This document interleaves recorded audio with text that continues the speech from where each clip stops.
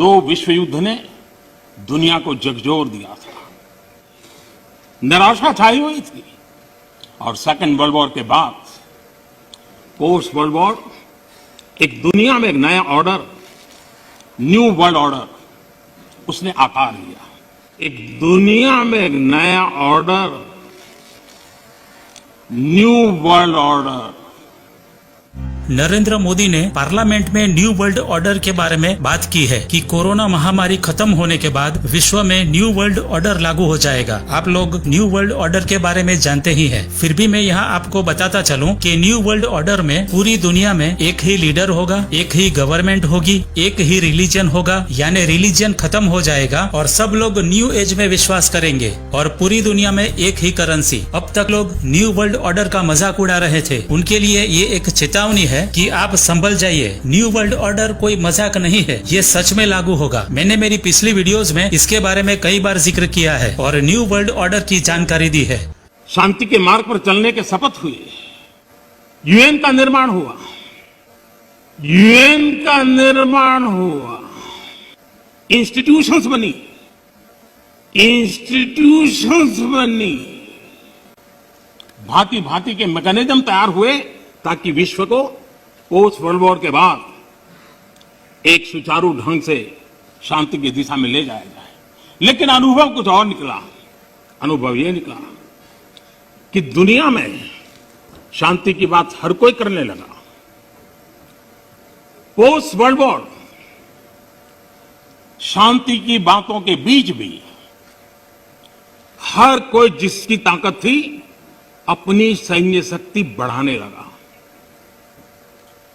World war के पहले दुनिया के पास जो सैन्य शक्ति थी, यूएन के बाद वो सैन्य शक्ति अनेक गुना बढ़ गई।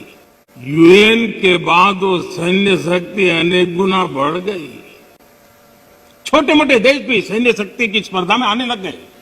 लेकिन हकीकत इस बात विश्व को स्वीकार करना होगा कि सैन्य शक्ति की तरफ बड़ी बड़ी ताकतें और पुरजोश चल पड़ी। पोस्ट कोरोना भी एक नया वर्ल्ड ऑर्डर नजर आ रहा है।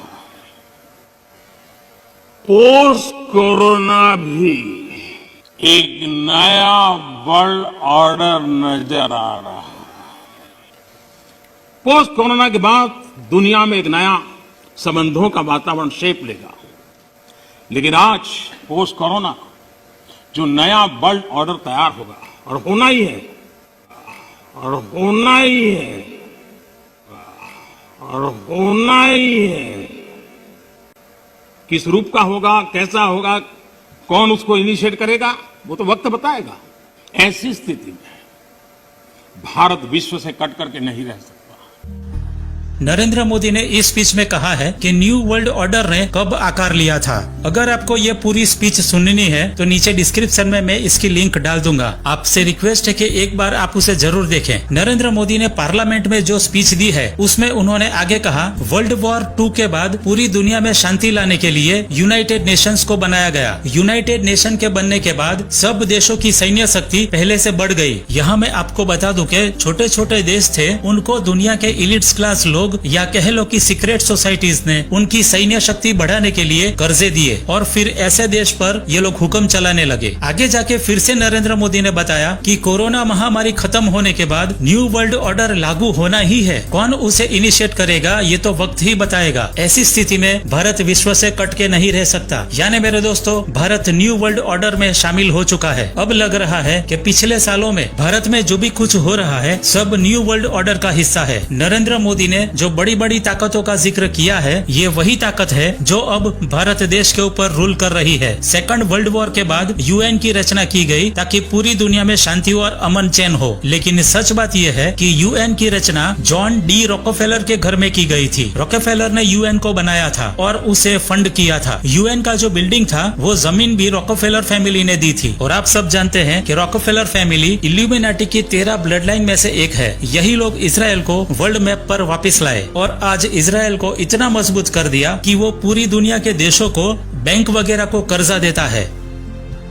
नरेंद्र मोदी ने भी इन्हीं शैतान के पुजारियों के साथ हाथ मिला लिया है। कोरोना की वैक्सीन भारत में बनाने के लिए रॉकफेलर फाउंडेशन ने $55 लाख दिए थे। हम जानते हैं कि पिछले सालों में बिल गेट्स ने भी भारत में बहुत इंटरेस्ट लिया था। इन लोगों का मकसद साफ है, इनको दुनिया की पॉपुलेशन कम करनी है। अगर हम साल 2021 की बात करें तो वर्ल्ड पॉपुलेशन लगभग 8 बिलियन यानी 8 अरब है। न्यू वर्ल्ड ऑर्डर के जो 10 रूल है जो कि जॉर्जिया गाइडस्टोन के ऊपर लिखे गए हैं, उसमें साफ लिखा है कि दुनिया की आबादी को 5 अरब तक लाना है। यही बात बिल गेट्स ने भी कही थी कि अगर हम वैक्सीनेशन के ऊपर मेहनत करेंगे तो दुनिया की आबादी कम कर सकते हैं। इनका मानना है कि नेचर को सबसे ज्यादा इंसान से खतरा है, इसलिए इंसान को ही खत्म कर दिया जाए। ऐसी महामारी लाकर इंसान की आबादी कम की जा सकती है। एक सर्वे के मुताबिक आज यानी 2021 में इंडिया की आबादी लगभग 140 करोड़ है। आबादी की बात करें तो भारत दुनिया में दूसरे नंबर पर है, पहले नंबर पर चाइना है। पिछले साल 2020 में कोरोना की शुरुआत हुई तो चाइना में लाखों लोग मारे गए। इस साल 2021 में अब भारत की बारी है।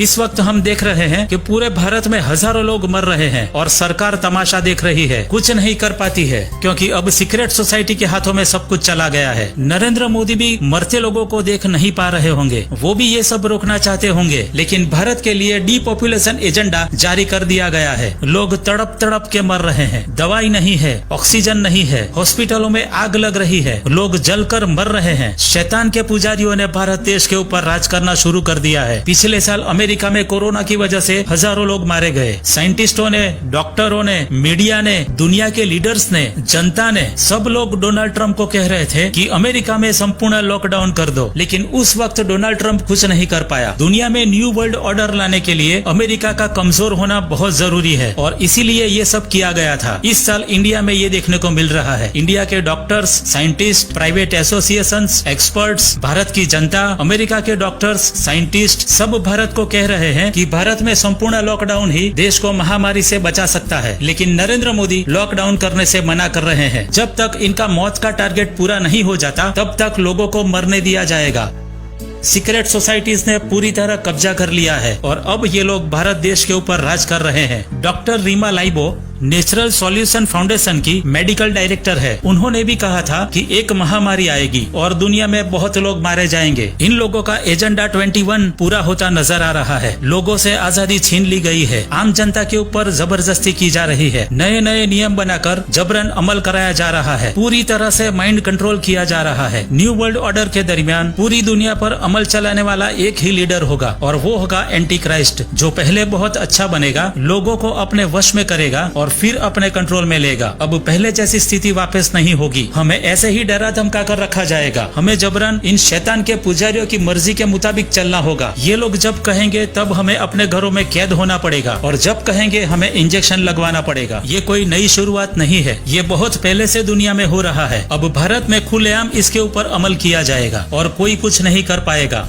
दुनिया के इलिट्स, सीक्रेट सोसाइटीज एंटी क्राइस्ट के लिए रास्ता तैयार कर रहे हैं। एंटी क्राइस्ट जब अपनी मनमानी करेगा तब हर एक को अपनी छाप लेने के लिए मजबूर करेगा। बाइबल में इसके बारे में पहले से प्रोफेसी कर दी गई है। जिनके हाथों पर या माथे पर शैतान की छाप होगी वही सेल परचेस कर सकेगा, कहीं आ जा सकेगा। ये छाप लेना कंपलसरी कर दिया जाएगा। एंटी क्राइस्ट झूठा मसीहा है। न्यू वर्ल्ड ऑर्डर का एक छोटा सा वीडियो है जिसकी लिंक मैंने नीचे डिस्क्रिप्शन में डाल दी है, वो आप जरूर देखना। उसमें एंटी क्राइस्ट के बारे में पूरा बताया गया है और जो छाप माथे पर लेनी है उसके बारे में बताया गया है।